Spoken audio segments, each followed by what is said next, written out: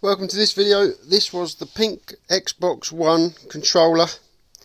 It had stick drift on the left stick and it had intermittent A button, or it needed cleaning according to the owner. Oh my god, no, that's Bunny scratching belly. Don't want that. What we want is close up. That's when I took it all apart. It was all really fluffy up in the motors, the rumble motors, all over it. Cleaned all that off, and it was a model 1708 5 volt 480 milliamp charge. Let's swipe, wrong way, swipe that on. I found a wall charger so I could do it without the batteries in the bay, so when you turn it over you plug it in via the lead. That was 4.2 volt 400 milliamp. It worked. It's a 5 volt 480 rated, so that was under power just in case. But I imagine these Xbox pads can convert voltages, being as they can be plugged into PCs. So I'm worrying about things that usually affect DualShock 4s if you use a too powerful charging plug. I had to make sure that I knew where all the wires go for all 4 rumble motors. So I made sure I took photos, both sides. I wasn't too impressed with the way that they'd soldered the black top one at 506 there. That's the negative. That had to come off anyway to get the thing apart. And what was that? The positive on the red wire. It's like, did they even bother getting it on the terminal? So I fixed them when I put it all back together. And right, and this is when I got to the testing phase. I cleaned it all. Well, this was it. This is how I was deciding how was I going to test it. How was I going to keep the board in there without putting the case on, so that when I put my little 3x3 trim pots on there, I keep everything cinched up, so that the sticks will wind round on the case at the correct height and give me the right or the correct circularity results. So I got these little O-rings, and I stuck them on 2 of the screws that you can put in there just to keep the case together, just to fill the gap and give it some pressure. What we got here? That was plus, right, plus cable, poor solder position. Right, that was just me documenting it and asking about. Next. Right, I was confused by this. Some of the things that they did in this pad. B button contact. The B button contact is on one board. There. Because I've never really had one really apart to clean them completely, properly. And then you've got the rubber B contact is on that piece of rubber. But to get to the A button, it's on the underside of that board. So you have to take the thing completely apart. Oh, no, don't want to go there. That's it, like that. And then that's what you get when you take everything off of it, or most of everything off of it, after it's been cleaned.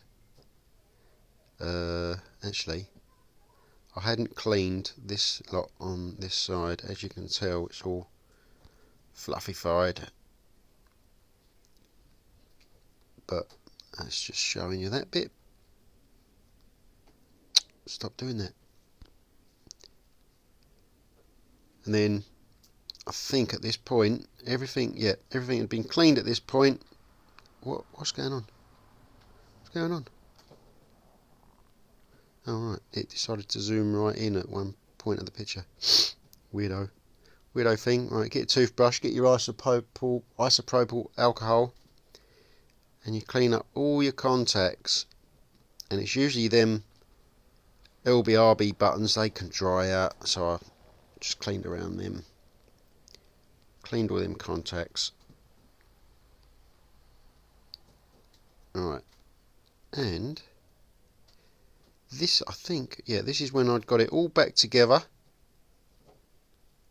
Got your Captain tape on there, the heat shield to stop it from forming any contacts there with them soldered on 3x3mm trim pots.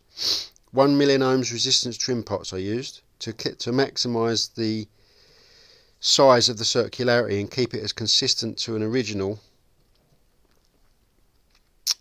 as possible. On this side, you got your magnet there, you can see on your, what's that, LT, that is, left trigger, because it's upside down. That rolls down and then floats over that U11,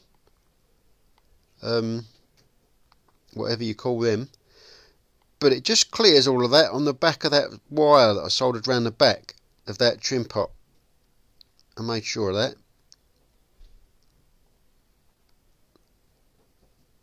Next. Oh, this was a complete headache. The compared to the DualShock 4, the left and right screw rotation of the trim pots is completely reversed, and they've moved. They've rotated all of the potentiometer pots as well. So I was going left when I should have been going right, and I had to just squiggle all my details out and change it all. Plus I added the wire terminal positives and negatives on here for all 4 rumble motors. Complete headache. I went backwards doing that. Every now and then I'd get the wrong screw pot and mess up what I've just done. Position and poles flipped compared to DualShock 4. Yep. Headache. Here was the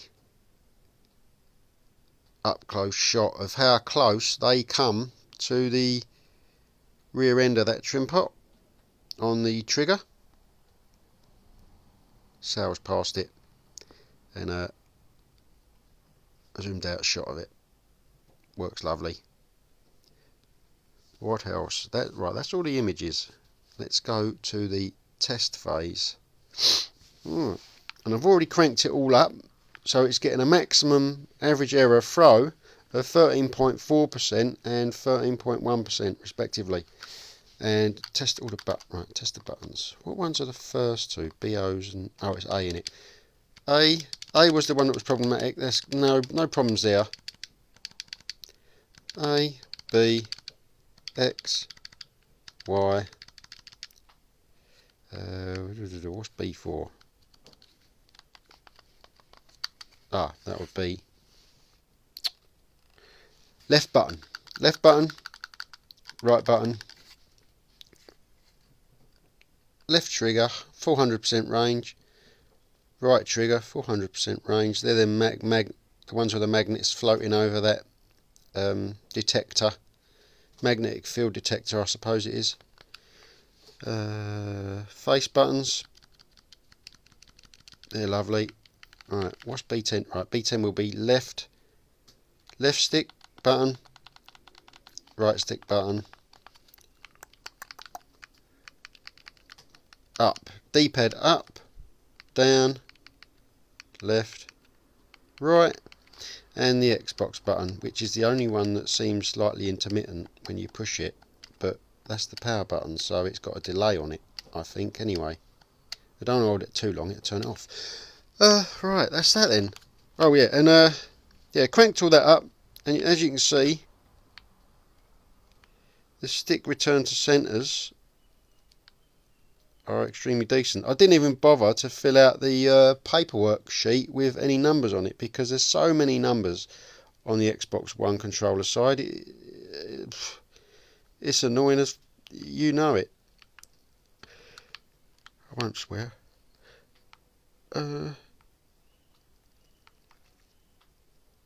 So you got, hold on, 6 threes, 6 1. I centered it when I tested it as best as I could, and because it's got so many numbers, the way I centered it, the strategy I used was to draw it out and let the dot touch the center line and sort of balance it left to right and refer to the looking at the numbers. But then I did it as drawing it, dropping it, and seeing how far it overshooted as well. Letting it, and then doing it violently towards it, up, down, same all over the place, just to see what I'm up against. It's a different strategy doing Xbox One controllers than it is DualShock 4s, because the sticks are just so much more sensitive on the reported position range.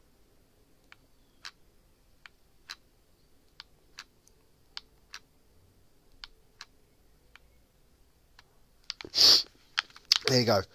And the last thing I'll show is I'll turn the test circularity off and do a single pass to show you how close. No, turn it back on. Single pass to show you that it will hit 100%, but it's close. Look, 7.8, 7.6, and then it wound up to that eventual parameter that you've just seen in the video. So that is fully working. The only thing I haven't done is put the back handles back on there, because when I plug it in to the power, the small rumble motor, which one is it? You can see it through the side of the case. The small one, that rotates, but the other one doesn't. So I'll leave that for you to check whether that does spin up. If you've got some method of testing it on a game, you can see in the side or feel which motors are rumbling. And for the triggers, I can't test the trigger rumbles because I've only got a PlayStation 4 over here and no PC to do it. That's all I can say about this video, mate. I hope it all works out for you.